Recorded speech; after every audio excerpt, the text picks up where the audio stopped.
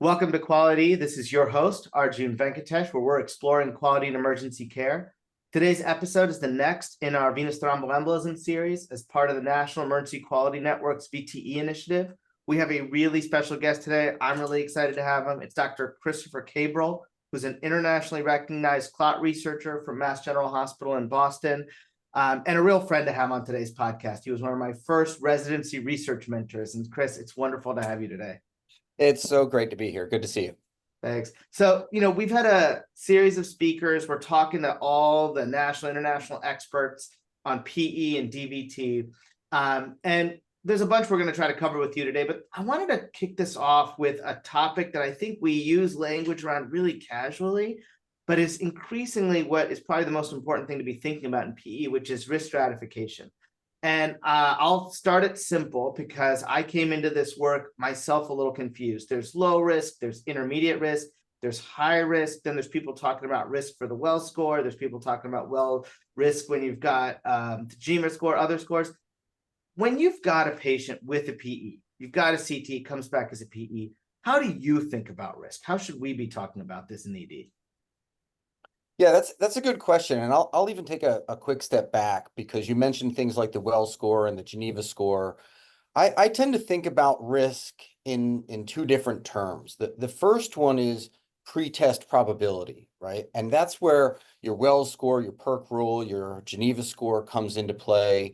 And that's really before you've made the diagnosis. But that's not what we're talking about today. So when we talk about risk stratification now, I think what we want to talk about is after you've made the diagnosis, you've seen the CT, there's a PE there, and you need to make a decision about what additional therapies you need to bring into play to take care of this patient, right? So we're not talking about pre-test probability assessment and whether to do a D-dimer. We've already made the diagnosis, and we now need to initiate treatment.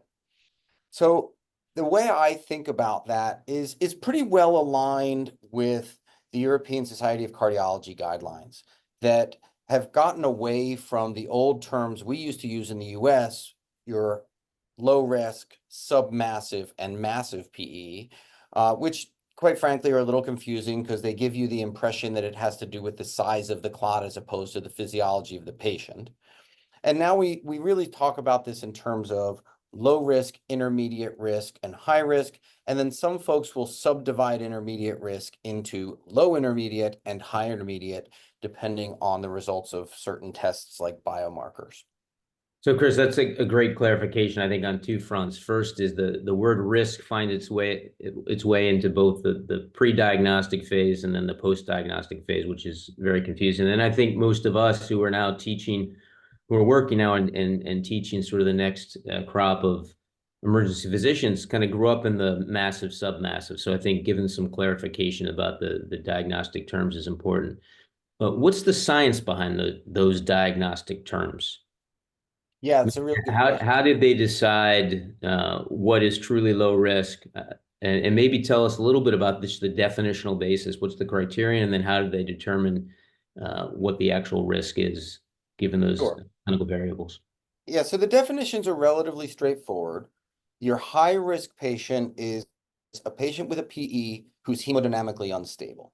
And the only additional measure I tend to put in there is I want to make sure that that's a PE that I think is actually causing that hemodynamic instability, right? So if you've got a large central PE and the patient's hypotensive, very tachycardic, hypoxic, that's a high-risk PE, right? That's your unstable patient. Obviously, anybody who came in with cardiac arrest fits into that category. There's some debate about whether syncope should be considered high risk because obviously a patient that had a syncopal episode was hypotensive at some point. But the traditional definition requires hypotension that is prolonged over at least 15 minutes. So syncope is a little bit debatable.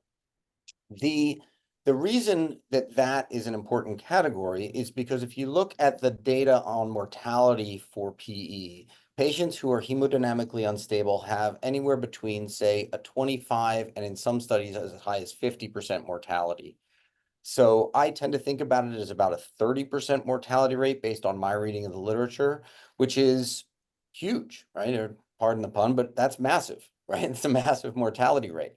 And so these are patients that often require interventions, and they are one of the few groups in which a randomized controlled trial of thrombolytics has shown a mortality benefit, albeit in a very small population, because the original study that looked at this only enrolled 8 patients before it was discontinued for efficacy. So right now, we know that this is a very high mortality rate among massive patients, and it does appear that quick intervention with thrombolytics is indicated.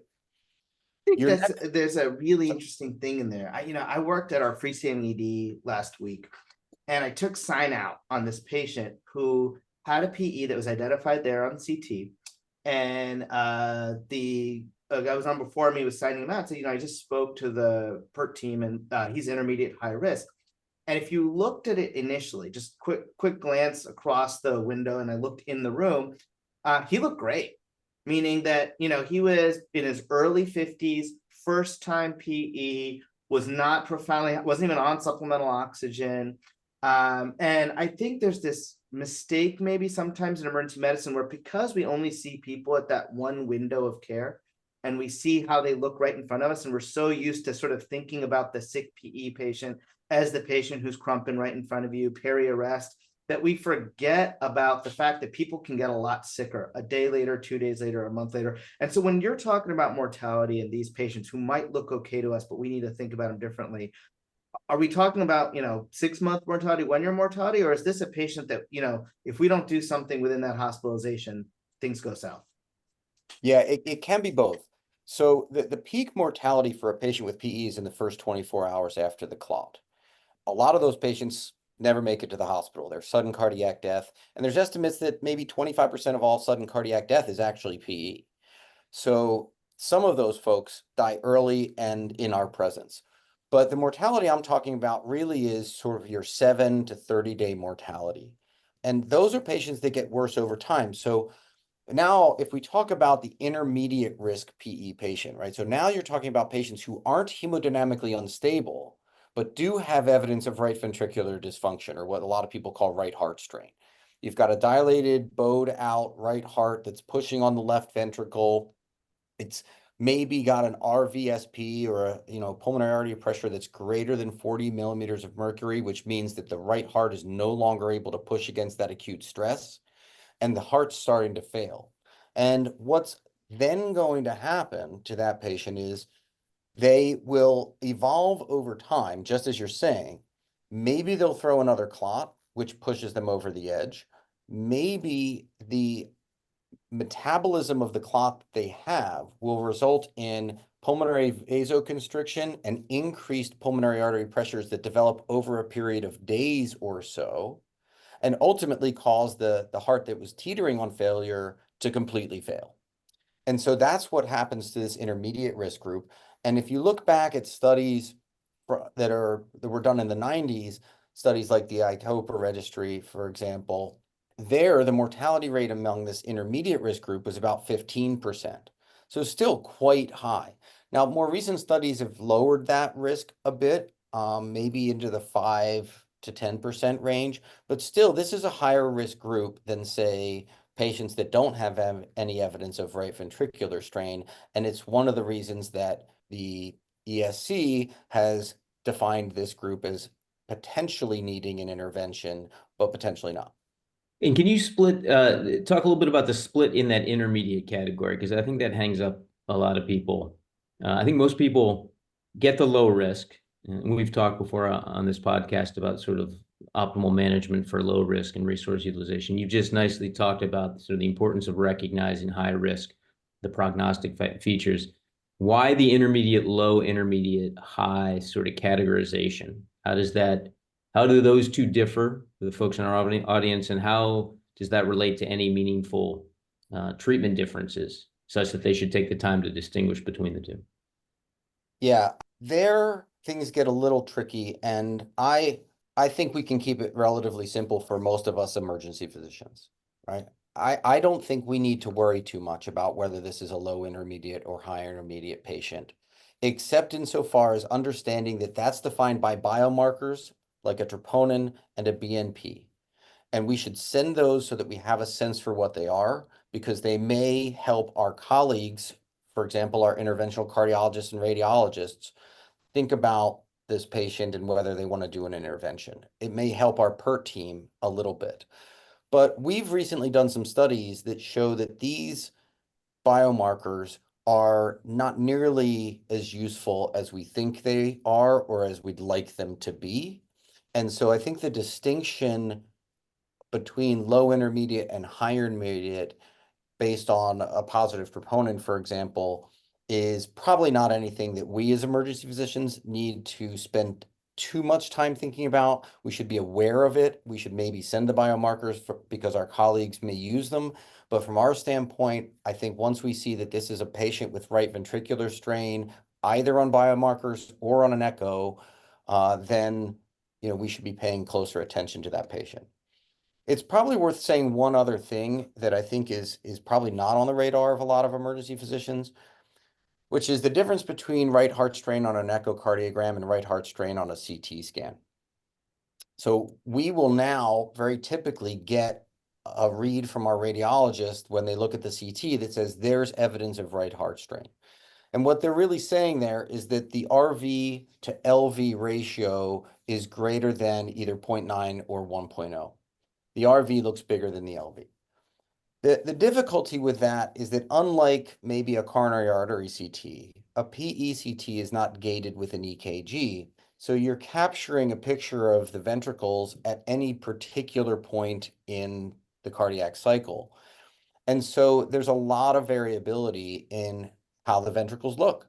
And we've shown that the correlation between an echocardiogram reading of RV to LV ratio or RV strain and the CT reading of that, the accuracy of CT is only about 60%.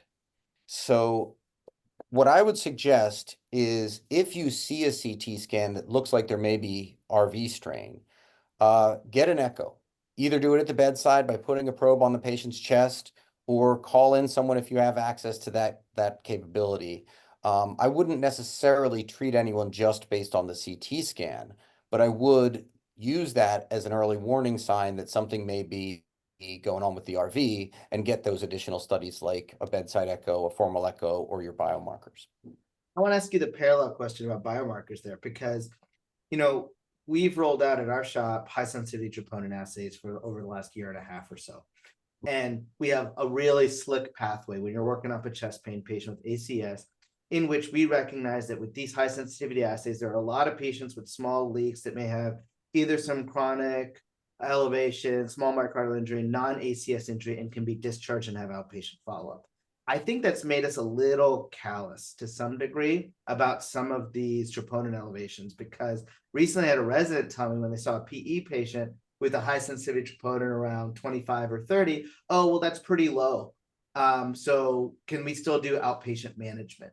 What's your thinking about, like, how different should we be thinking about, particularly the troponin, when you've got a PE patient?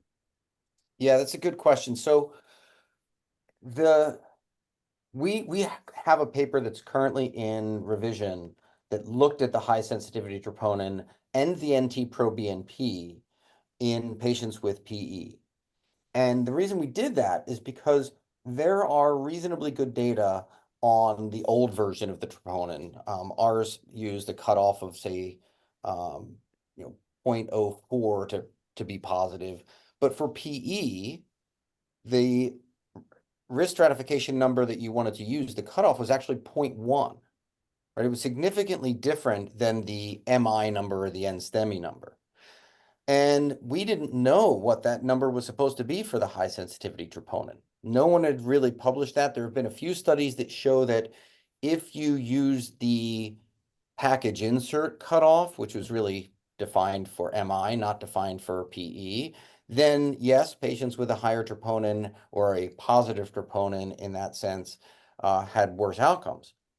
But we didn't know what the actual outcome was supposed to be, or rather what the cutoff was supposed to be. We did the study, and it turns out in our assay, it was a value of 46 was where we defined the optimal cutoff. But unfortunately, the area under the curve there was really poor. And so we've not found the high sensitivity troponins to be super useful in our clinical decision making. But at least now, if this paper is accepted, we'll have some number that we can use and say, well, that's the best number we could find for PE. Let's talk a little more about that clinical decision making, because I think as our audience is listening to I think they're asking, well, that's great. What do we do when we gather all this data? And keep in mind, some of our audience members work in sites where they may have to call someone in to do the echo. So let's say they do that. What do they do when they risk stratify? If they've risk stratified appropriately, what are the different treatment strategies for each category? Yeah, so the low risk is relatively straightforward in terms of treatment, right? As long as there aren't any absolute contraindications, low risk patients should get anticoagulation alone. That's straightforward. A DOAC is probably the best choice right now, although obviously there are some patients in whom that's contraindicated, and without going into the weeds, I think that's a decision that emergency physicians are fully capable of making, and we should start those patients on anticoagulation as soon as we can after the diagnosis. High-risk patients are also relatively straightforward in terms of if they are actively hypotensive, if they're pericode, then again, if there aren't absolute contraindications, then consideration of thrombolysis, I think, is reasonable in those patients. Now, there are some debates about what the appropriate dose of thrombolytic should be. Some people go with the old dose of 100 milligrams of, say, TPA, although tenecteplase is also an option. There are certainly people that advocate for a half dose, or what's been called a safer dose of TPA, which is lower, and we're still trying to figure out what exactly the right dose is. The intermediate risk group is one that takes a little bit of thought, and here, that's where a lot of new therapies have come onto the market, into the clinical space, including catheter-directed thrombolysis, catheter-directed thrombectomies. There's been a resurgence of open thrombectomies by our surgeon for some patients. And so now we have to figure out how those therapies can be used and what do we need to do as emergency physicians to sort that out.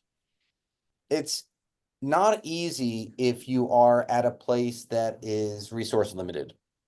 If you're at a large medical center like, Mass General or Yale, you probably have access to a PERT team. You have access to, more specialists than maybe even you want, and they can do catheter procedures or surgical procedures, all day and night. At a smaller shop where you may be the only doc in the hospital at night, it's important still that you recognize your high risk and your intermediate risk PEs so that you can determine, first of all, this is a patient that requires more monitoring, right? They may need to go to an ICU. They should certainly be admitted to the hospital on some sort of telemetry so that folks can be paying attention to them. Or they may be transferred to a place that does have the capability to intervene should the patient need it. Or you may now engage in a telemedicine type consult. Most hospitals are affiliated with some larger tertiary care center, and a lot of those are setting up, virtual PERT teams, for example, where that team can get on a call just like we do at the larger academic centers and make a decision about what treatment is indicated for the patient. And if the patient's at a small shop, that may mean it's a decision about the patient being transferred. And I think that's the kind of role that the emergency physician has, but those teams need the data in order to make those decisions. So we should be putting an ultrasound probe on the chest and sending the biomarkers so that when we have a decision with our colleagues who may be at a different hospital, they have all the info they need to make the decision. I like that parallel because it reminds me of in our Equal Stroke collaborative work, we've done a lot of discussions over the last couple of years with community sites and thinking about how the stroke system's gotten more organized. And the Joint Commission has, a designation for a hospital to be an acute stroke ready hospital.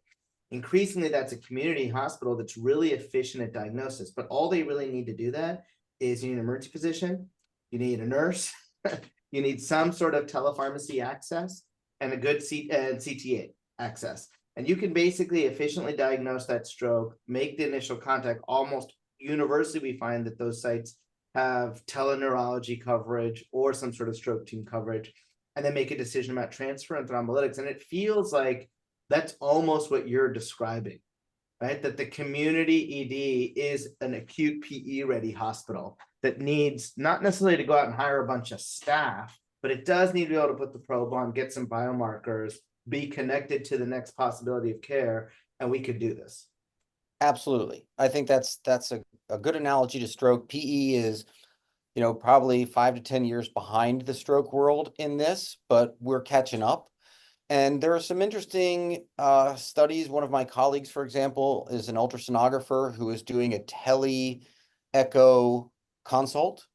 So there are now systems by which you can put the probe on the chest, and the person on the other end of the phone call will tell you how to move the probe to get better images and help you interpret the echo, even if you're not the world's greatest echocardiographer, which I admit I am not. And so as this advances with, Zoom calls and telemedicine and some of these new technologies, I think the ability of emergency physicians, even at lower resource hospitals, to take care of and manage some of these sick PEs appropriately is going to improve. Thanks. I think it's great. And we are coming up on the end of this episode, but I think this is a great spot because I know we have you coming back for part 2 where we're going to dig in to PERT teams. And I think there's a lot for us to learn there, but I am really appreciative of sort of the model you gave us to think about risk stratification, how that's going to impact treatment, and then some real mortality numbers. I think if people were honest about those mortality numbers in those intermediate risk patients, compared to the other things we get really worried about in ED, stroke, MIs, things like that, you really do start recognizing the importance of that risk stratification, what we're doing with patients. So thanks for joining us, Chris, and look forward to having you back really soon. All right, talk to you soon. Chris, thanks. That was great.